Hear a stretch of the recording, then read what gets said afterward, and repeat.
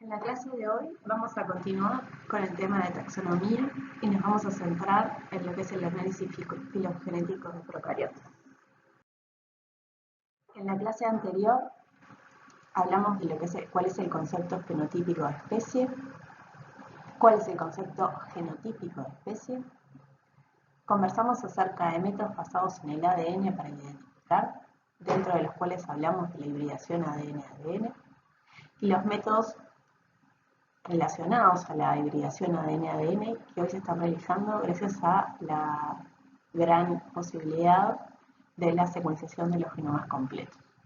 Dentro de estas herramientas hablamos de la hibridación ADN-ADN digital y del cálculo de algunos coeficientes que nos ayudan a poder identificar microorganismos, como por ejemplo el cálculo de año.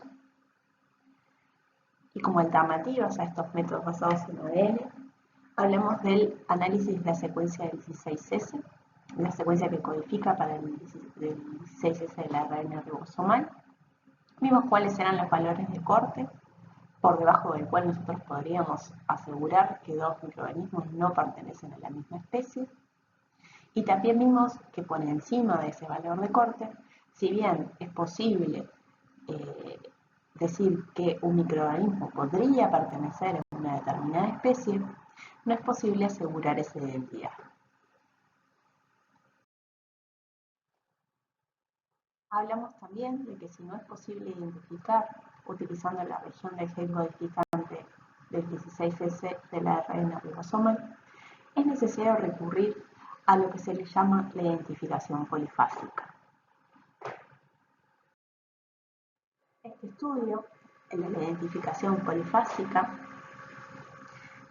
conjuga la caracterización de un microorganismo a identificar de acuerdo a varios puntos de vista. Caracteriza fenotípicamente, genotípicamente y filogenéticamente. Es decir, que se estudian características fenotípicas, la secuencia de determinadas regiones génicas y suma, en el caso de ser necesario, un análisis adicional que es el análisis filogenético. Y en este contexto es que se introduce un nuevo concepto de especie, que es el concepto filogenético de especie. El concepto filogenético de especie dice que dos organismos pertenecen a la misma especie cuando, manteniendo características comunes, además comparten genéticamente un único ancestro común. Se podría decir que una cepa que pertenece a una determinada especie va a mantener el agrupamiento con esa especie cuando se analizan diferentes regiones genómicas. Para poder determinar si filogenéticamente dos organismos pertenecen a la misma especie, hay que realizar un análisis filogenético. Entonces vamos a comenzar definiendo lo que es la filogenia. Filogenia viene del griego, filon, tribu o raza, y génesis, origen. Sería la determinación de relaciones entre organismos en base a su historia evolutiva. Y para realizar un análisis filogenético hay algunas premisas que se deben cumplir. Una de ellas es que todos los organismos están relacionados evolutivamente. Otra premisa es que en ciertas regiones del genoma hay secuencias de ADN que son un registro de la evolución de los organismos, y que dicha evolución se basa en la aparición de cambios estables, los cuales son al azar y de un modo temporal dependiente.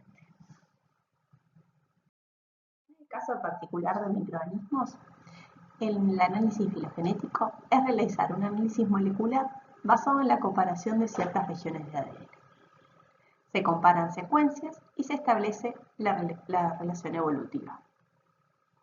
Y para esto, como dijimos, se tiene la premisa de que hay ciertas regiones del genoma de un microorganismo que son el registro de su evolución. Y estas regiones son conocidas como cronómetros evolutivos. Estos cronómetros evolutivos permiten inferir la filogenia, es decir, la relación evolutiva de un microorganismo, analizando esas regiones. Y en el caso del análisis filogenético, a diferencia del análisis de identificación genómica que acabamos de ver o fenotípica en la clase anterior, no es necesario obtener el microorganismo aislado, sino que es necesario solamente conocer las secuencias de esas regiones. ¿Cuáles son las condiciones que tiene que tener un gen para que sea un buen cronómetro evolutivo? Es decir, un gen que nos permita establecer relaciones evolutivas entre microorganismos. Esos genes tienen que tener distribución universal, es decir, que tienen que estar presentes en todos los organismos. Tienen que codificar para moléculas que tienen una función homóloga, es decir, una función similar en todos los microorganismos y esencial para su vida. Tiene que ser transferido solo verticalmente, es decir, que no debe haber una transferencia horizontal. Tiene que tener zonas conservadas, consecuencias conservadas, y zonas variables que van a ser diferentes entre los organismos. Tienen que tener una cantidad suficiente de información para establecer diferencias en todos los organismos. Son condiciones muy parecidas a las que vimos en la clase anterior. A modo de ejemplo, los genes más comunes que se utilizan como cronómetros evolutivos, en el caso de procariotas, el primero y el más estudiado es el gen que codifica para la subunidad menor del ARN ribosomal, o mejor dicho, el gen del 16S. Otros genes que también se utilizan es el de la recombinasa A, el de la ATPasa y el de la ADN girasa. En el caso de hongos y levaduras, también el gen ribosomal es el más útil, es el gen como cronómetro evolutivo más utilizado. También se utilizan genes relacionados con la beta-tubulina, con el factor de elongación o la calmodulina. Desde el punto de vista metodológico, es necesario que estos genes tengan un tamaño no demasiado largo, que complique su amplificación, pero también no demasiado corto como para que no haya tantas secuencias nucleotídicas que no nos permitan hacer la diferenciación. El primer gen que se utilizó y que se estudió como cronómetro evolutivo fue el gen de la subunidad menor del ARN ribosomal.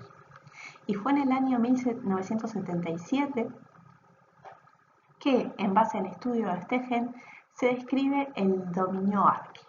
¿Sí? En este momento se estudió la secuencia de la subunidad menor del ARN ribosomal, que es un gen que está presente en todos los organismos, que cumple la misma función en los mismos organismos, que tiene un tamaño de pares de bases que es lo suficientemente grande como para poder establecer diferencias, pero no tan grande que sea complicada su manipulación. Y en base al análisis de estas secuencias se estableció lo que se conoce como el árbol de la vida, en el cual, a partir de un ancestro único común, que es la raíz de este árbol, que se conoce como LUCA, es que a partir de eventos de evolución, de mutaciones en la secuencia de gen ribosomal ARN E16S, es que se han dado ramificaciones en este árbol. Entonces, a partir de este único ancestro común, es que por un lado, se ramificó y evolucionó el dominio bacteria. Más adelante en el tiempo, y a partir de un ancestro común, es que se ramificó al dominio arquea y el dominio eucarya.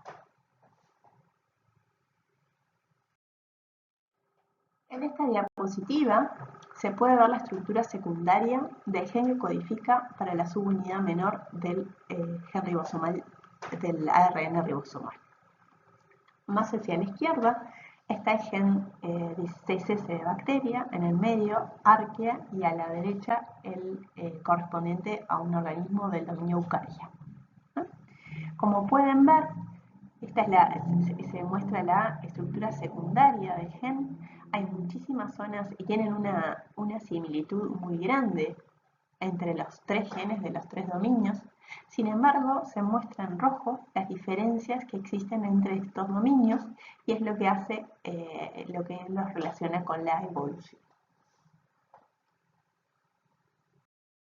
A partir del estudio de las secuencias nucleotídicas que forman estos genes conocidos como cronómetros evolutivos, es que se construyen árboles filogenéticos. Los árboles filogenéticos son diagramas que representan las relaciones evolutivas entre los organismos. Es importante mencionar que los árboles filogenéticos son hipótesis, son supuestos de cómo podría haber sido la evolución, no son hechos definitivos. El patrón de ramificación, ahora vamos a ver ejemplos más adelante, refleja cómo las especies o grupos evolucionaron a partir de ancestros comunes. Se construyen comparando las secuencias de nucleótidos y en base a diferencias entre las secuencias de estos genes para determinados microorganismos. Se determinan semejanzas y diferencias en estas secuencias y se calculan distancias evolutivas en base a diferentes modelos evolutivos.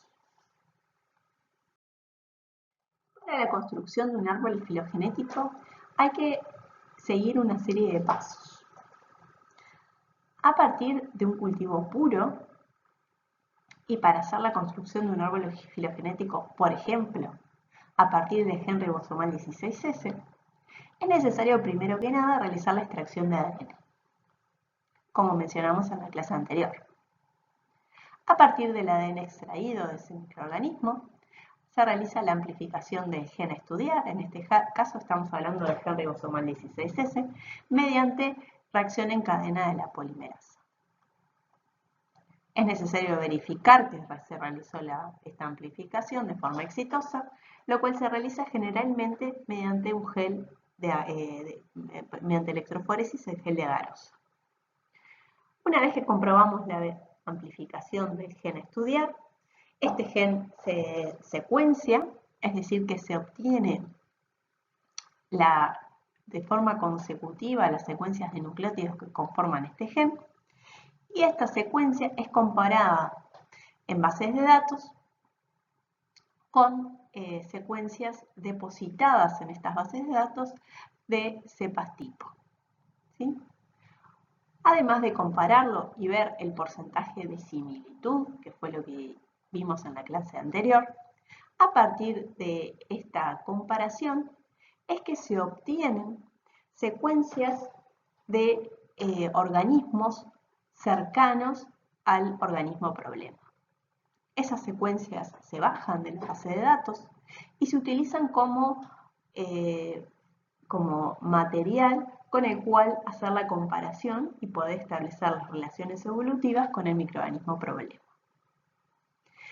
Estas secuencias, tanto la secuencia del organismo que quiero identificar como secuencias de organismos de identidad conocida, se alinean, ahora vamos a ver, se establecen las diferencias entre estas secuencias, se calculan las distancias y se construyen los árboles filogenéticos, que como dijimos es una representación de estas diferencias en las secuencias de los genes que son cronómetros evolutivos y que están asociados a una diferencia en la evolución.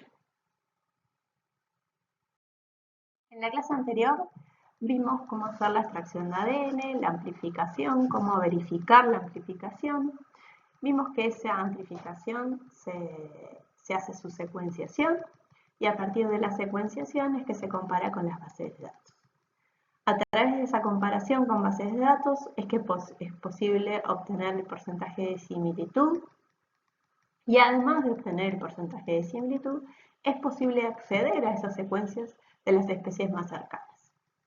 Y son esas secuencias de las especies más cercanas que utilizamos como sustrato para comparar estas secuencias con la secuencia del organismo problema y poder establecer las distancias evolutivas y a partir de estas distancias evolutivas realizar el árbol filogenético. Para establecer estas distancias evolutivas hay dos formas de alinear estas secuencias y establecer las diferencias entre estas secuencias. Una de ellas es determinar simplemente la diferencia en los caracteres a partir del alineamiento de las secuencias. Y a modo de ejemplo tenemos, por ejemplo, la secuencia 1 y 2 de la parte A. Entre estas dos secuencias tenemos 11 caracteres de diferencia, ¿sí? Tenemos 3 caracteres en la segunda tríada, 3 caracteres en la tercera tríada, 3 caracteres en la cuarta tríada, ahí vamos 9 caracteres de diferencia, uno más en la quinta tríada y uno último en la sexta tríada. Eso hace un total de 11 diferencias. Entre la secuencia 1 y la secuencia 3 tenemos 6 diferencias.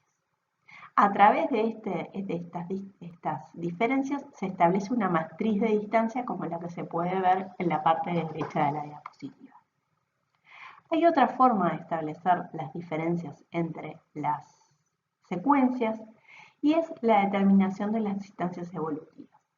Y es un alineamiento en el cual se busca el mejor alineamiento posible, tomando en cuenta la premisa de que en la evolución pueden haber habido inserciones o deleciones en estos genes que van a determinar las distancias evolutivas.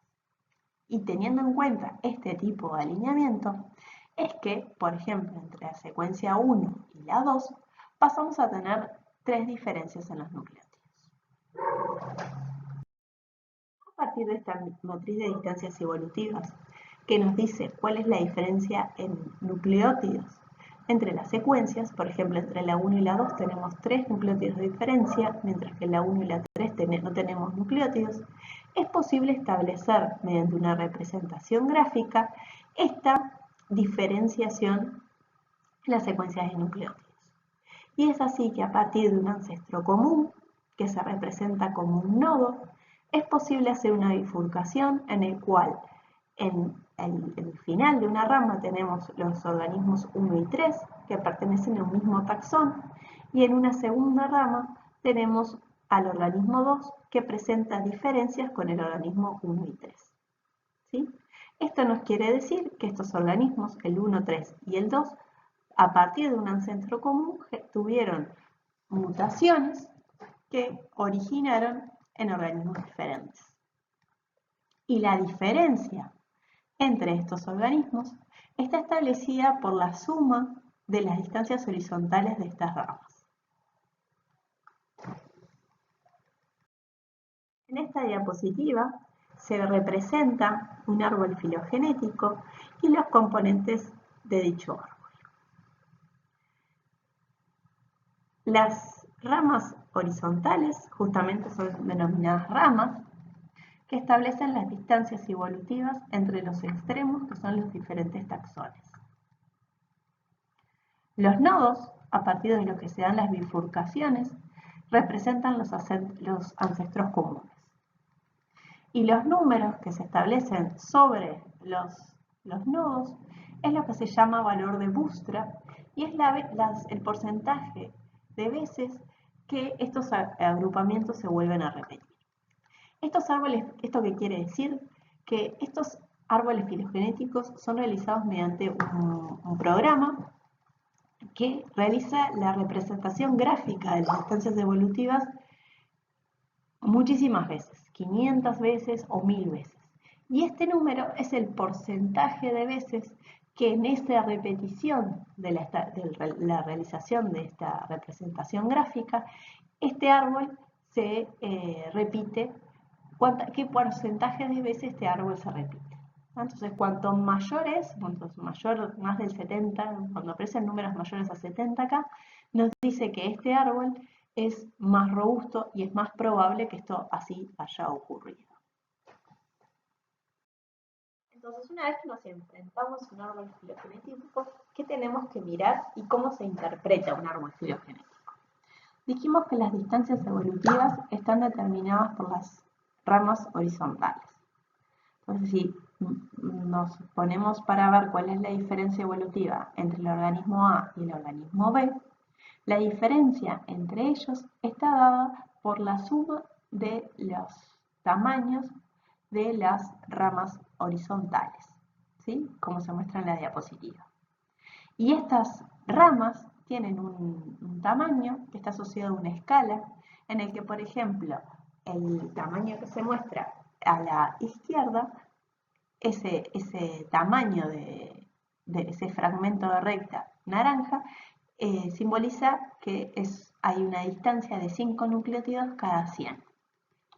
Cuanto mayor sea ese fragmento de recta, mayor va a ser el número de nucleótidos cada 100 que tienen diferencias estos organismos.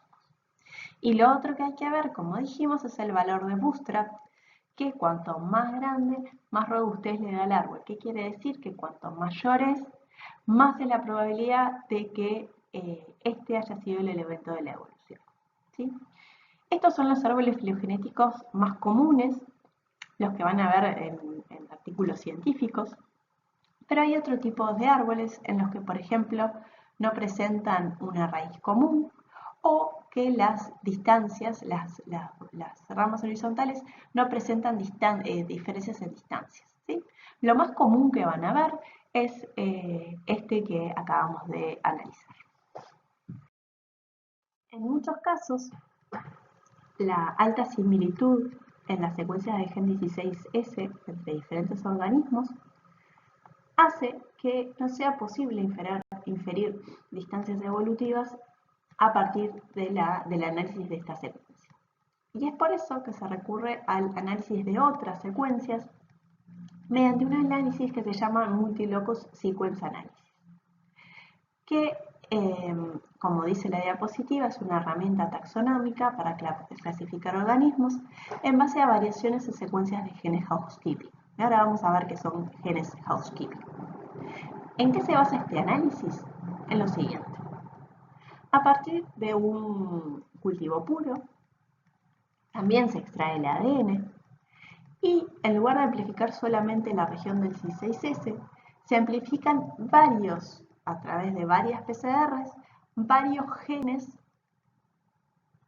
que luego se secuencian y se analizan, o sea, se comparan con bases de datos, se establecen las especies cercanas, se obtienen las secuencias de las especies cercanas y a partir de las secuencias problema de distintos genes y las secuencias de cepas tipo de especies cercanas, se establece el árbol filogenético utilizando todas las secuencias de todos los genes. Es decir, que se hace un árbol filogenético con los genes concatenados de todos estos genes housekeeping. Los genes que se utilizan para el MLSA son genes housekeeping. ¿Qué quiere decir? Que son genes que codifican para proteínas principalmente que están relacionadas con funciones básicas del mantenimiento celular. ¿Sí? Son genes de copia única que tienen muy baja probabilidad de transferencia horizontal y que al igual que todas las secuencias que estamos viendo para analizar, tienen que tener zonas conservadas hacia donde van dirigidos los cebadores y zonas variables que van a dar la variabilidad entre especies. Dentro de los genes a utilizar, en el caso de las bacterias tenemos el de la girasa A o B, el gen de la TPasa o el gen de la recombinasa A. Mientras que en hongos y levaduras podemos usar la beta-turbulina, el factor de elongación o la calmodulina. A partir de este análisis, lo que hacemos es aumentar el número de nucleótidos a analizar y por lo tanto, en estos casos, al analizar el número de nucleótidos, podemos aumentar los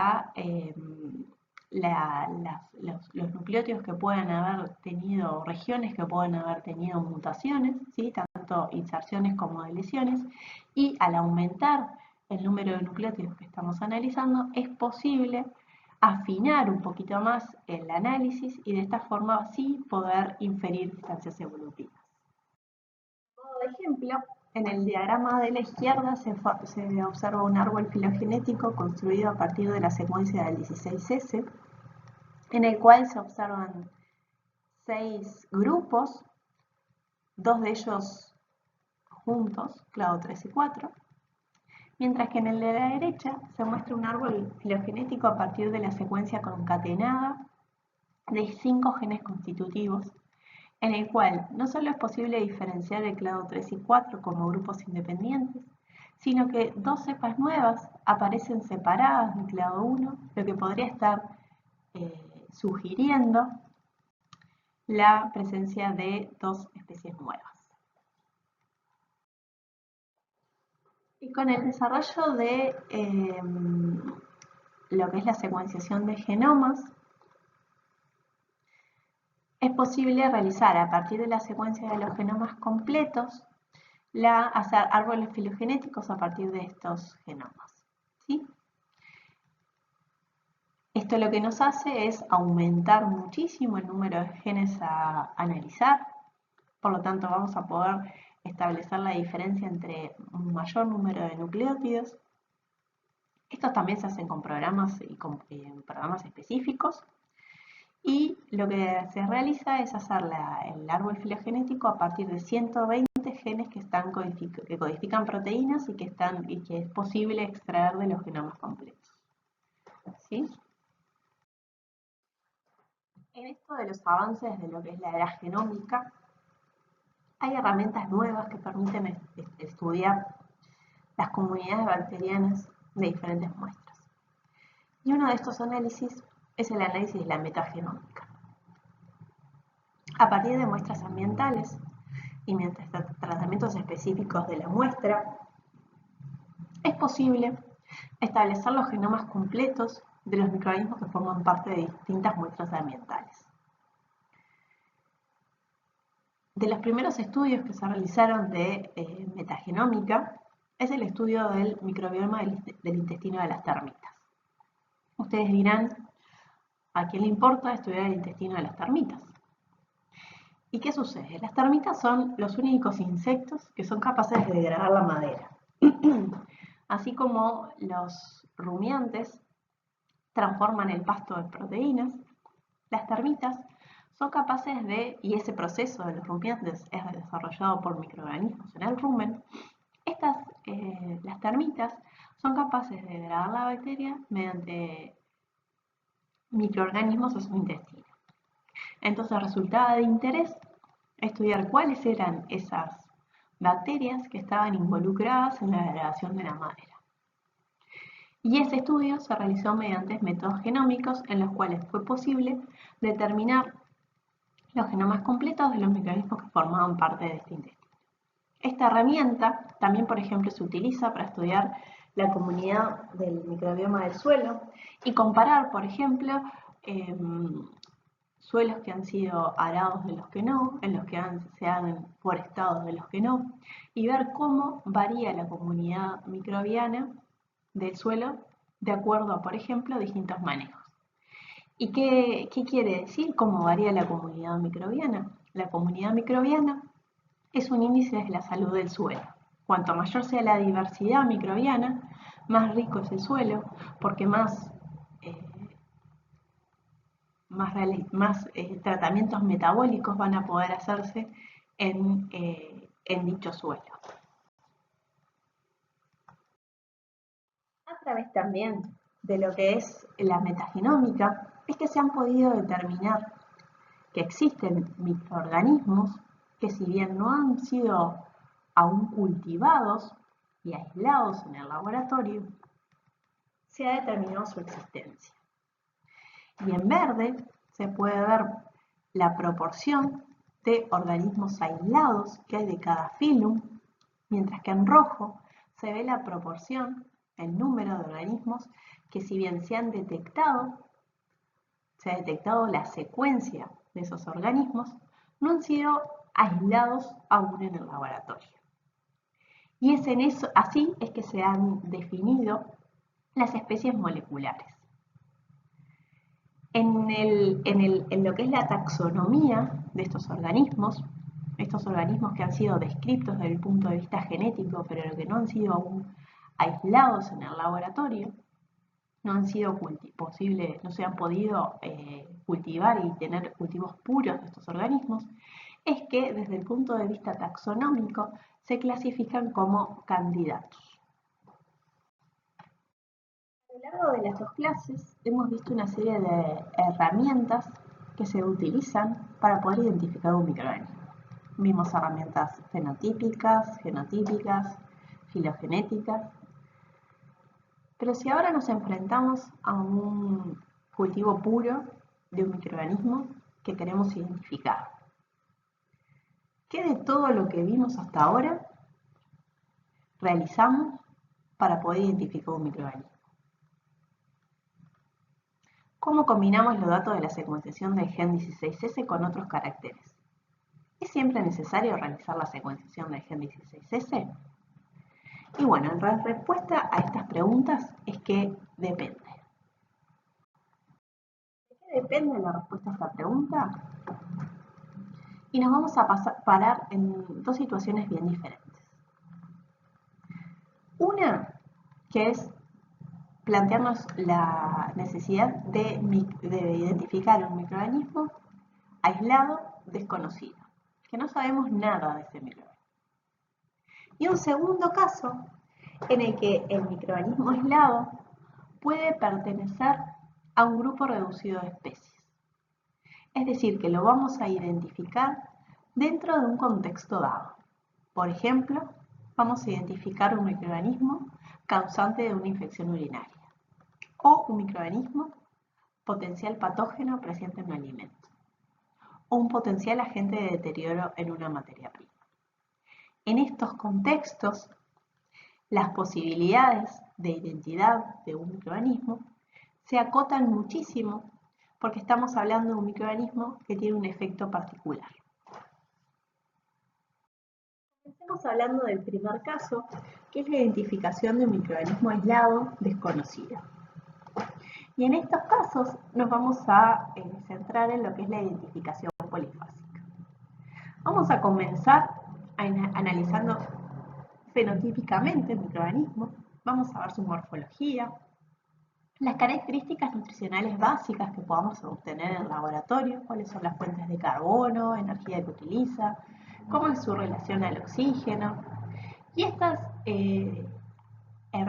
características sencillas que vamos a poder establecer, las vamos a buscar y comparar con características de especies ya descritas, de forma de poder comenzar a acercarnos a lo que podría ser la identificación. Y en un segundo paso, vamos a hacer la caracterización fenotípica y filogenética del gen ribosomal 16S.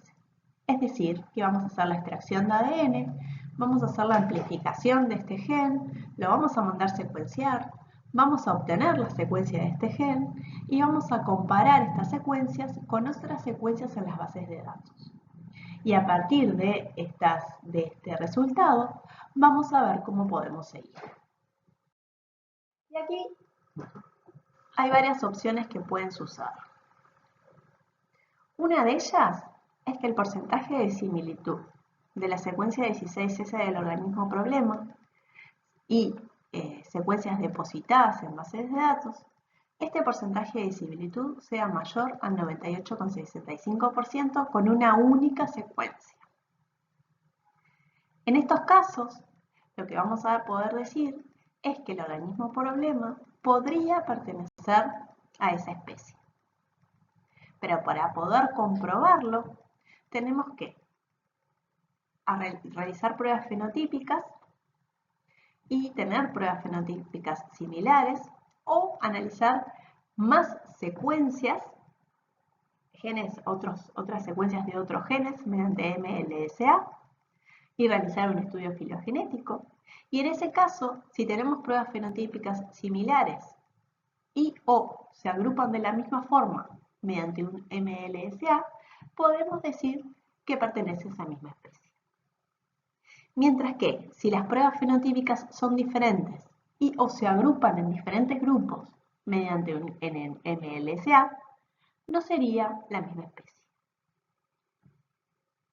En estos casos, para poder asegurar que no pertenecen a una misma especie, podría realizarse un estudio exhaustivo del ADN mediante hibridación ADN-ADN, ANI o hibridación ADN-ADN digital.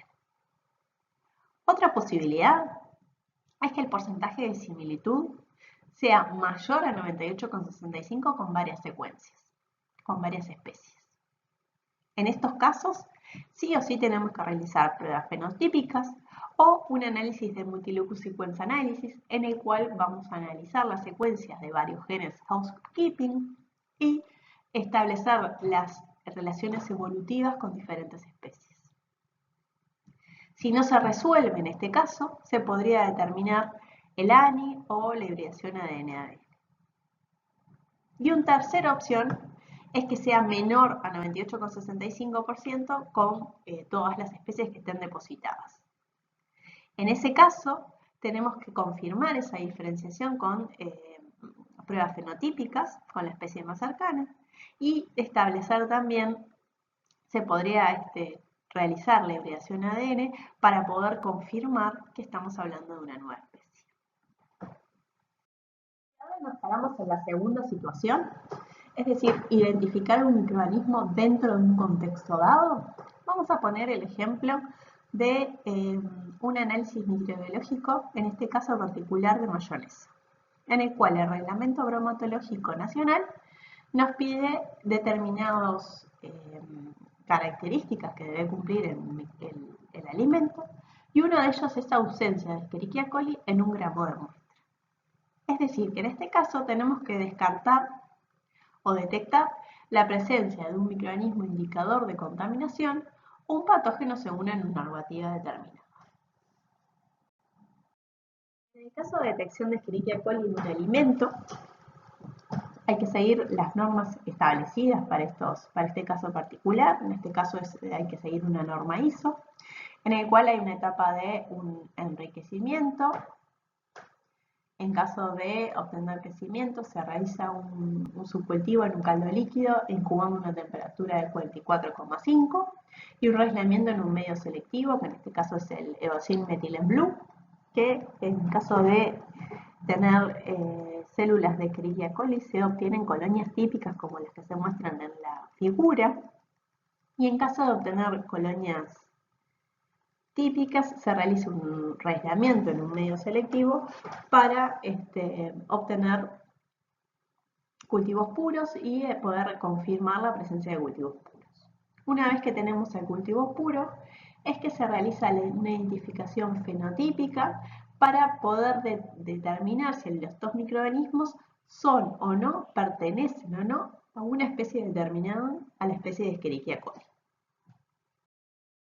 Para ello es que se puede ir al manual Burgess, en el cual aparecen, como dijimos, hay varias pruebas bioquímicas que se describen para diferentes especies, y en el caso de Escherichia coli están marcadas con la flecha azul, y se podrían realizar aquellas pruebas bioquímicas que establecen una diferencia con respecto al resto de las especies.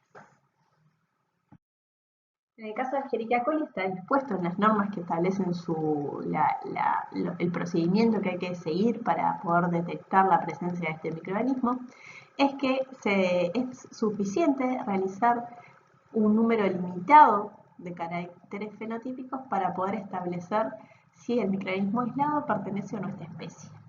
Y estas pruebas son las mismas que utilizaron ustedes en el práctico, que es el indol, el rojo de metilo, Proskauer y el citrato. Se utiliza el citrato como fuente de calor. Realizando estas pruebas, es posible determinar si el microorganismo aislado pertenece o no a Escherichia coli. En estos casos particulares, en los que se necesita determinar la presencia o no de un patógeno en alimentos, por ejemplo, no es necesario realizar la identificación molecular.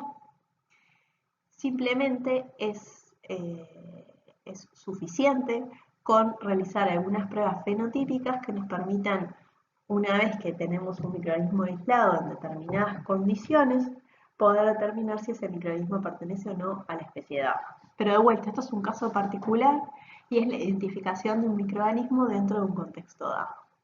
Cuando tenemos que identificar un microorganismo desconocido, es que tenemos que realizar el procedimiento y seguir los pasos que mencionamos anteriormente.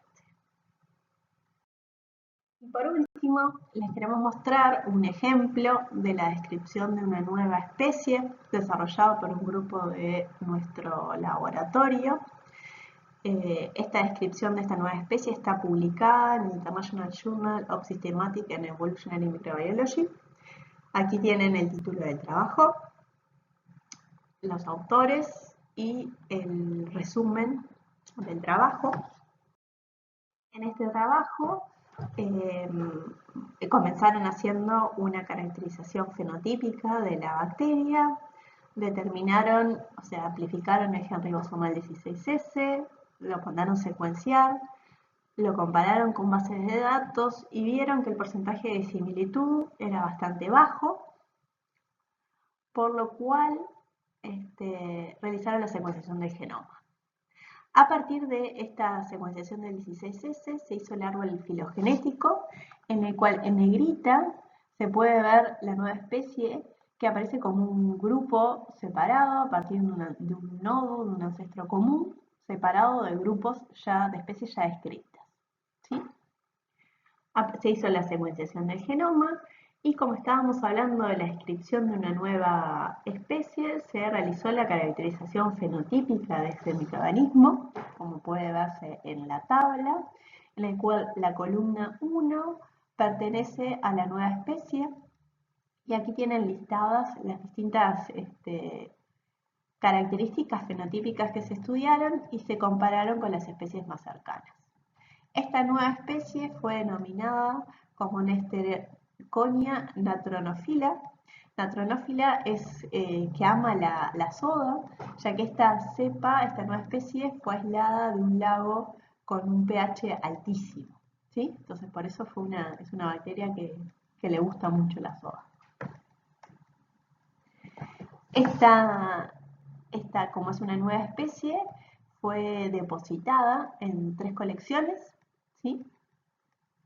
Una colección japonesa, la colección china y una colección de India. Y bueno, acá dice de dónde fue aislada, de Tanzania. Entonces, bueno, aquí tienen un poco el diagrama que se fue llevando a cabo para poder determinar que es una nueva especie. Como ven, a partir de la secuencia del 16S, las relaciones filogenéticas y por último la caracterización fenotípica.